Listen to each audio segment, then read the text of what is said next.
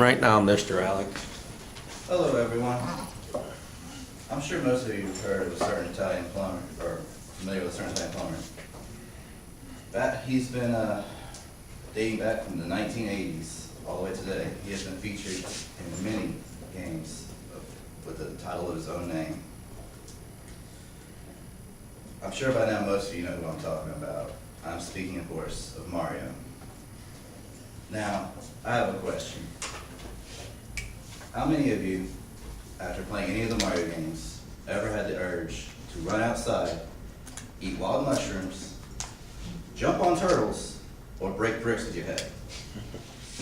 I'm sure none of you have had that urge. I mean, it's just common sense. If you run outside, that might be interesting for some fun, but anyway, if you run outside and eat wild mushrooms, you get food poisoning, or get other effects that are equally bad in my opinion. If you jump on a turtle, that would be animal cruelty, or you could slip on the turtle and hurt yourself. And if you try to break bricks with you will probably kill yourself, or people will think you're crazy enough to lock you up in Martian Pickens.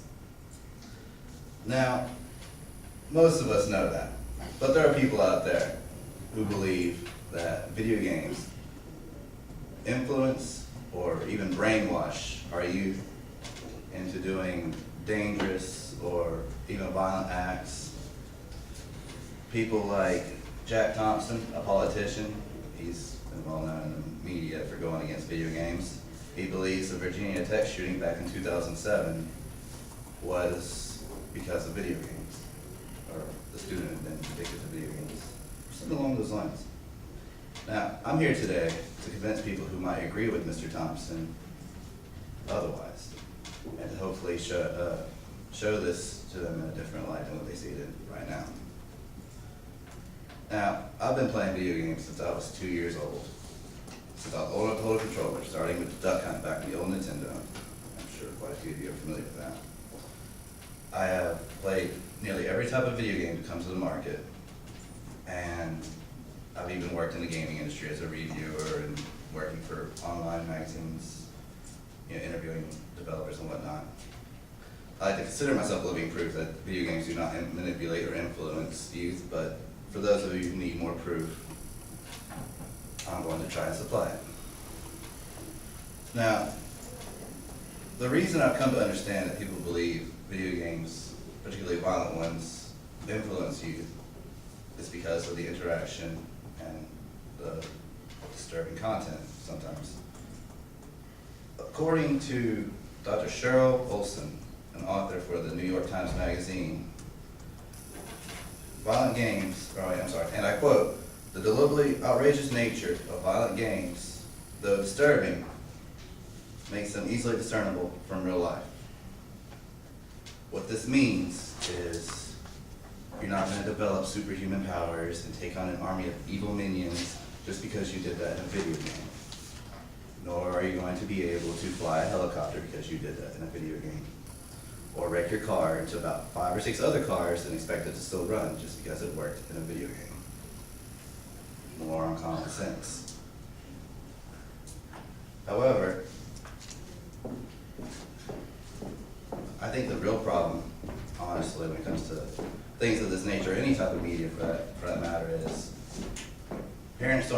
some parents don't really monitor the type of media children intake these days. They just buy what they want to make them happy, keep them quiet. There's been many times I've gone to GameStop and I've been there buying a game and I've watched a parent buying a game rated M17 on the ESRB rating for their child. The clerk sits there and tries to warn them of the violent content, adult content, whatever the reason is for the rating. Parents will just ignore it and buy it for their children regardless. Now, I've been playing violent games since I was little, since I can even remember.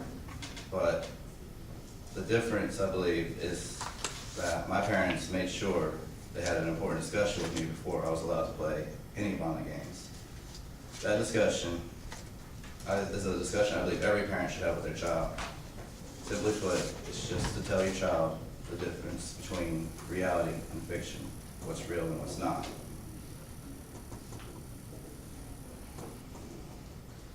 Now, to go along with all this, there are positive effects on video games.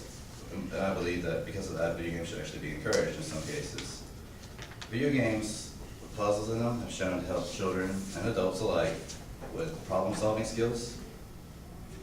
Online games where teamwork and communication is required have shown to help children and adults alike learn how to communicate between each other and work together. And you have your fast-paced games, which have shown to increase reflexes and help people with their hand-eye coordination. And there are other ways video games can help. I mean, they can be used for learning tools such as teaching history or even just basic math. Even violent video games have their own positive effects. Violent video games have shown, there have been many polls and interviews about violent video games, and they've shown that violent video games are a great stress reducer, and they actually help lower aggressive feelings.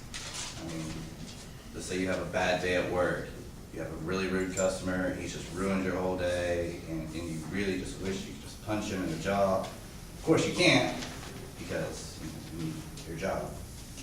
However, if you go home, play, let's say a fighting game or a shooter, you might help you with taking out your frustration.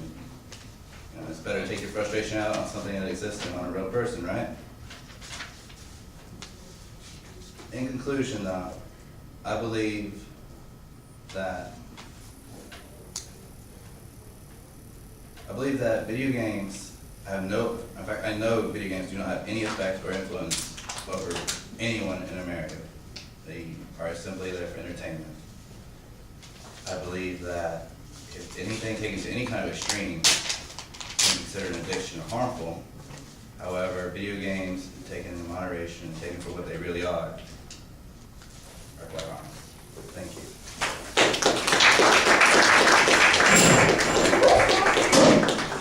Okay, ready? Okay, Soki, will you